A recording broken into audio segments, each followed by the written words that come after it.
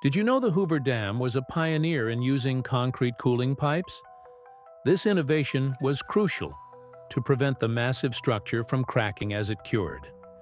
Engineers embedded a network of steel pipes within the concrete, circulating cold water to dissipate heat. This method allowed the dam to set evenly, avoiding structural weaknesses. Today, this technique is a standard in large-scale construction, ensuring stability and longevity. The cooling pipes not only revolutionized dam building but also paved the way for modern skyscrapers and bridges. Like, comment, and subscribe for more tech wonders.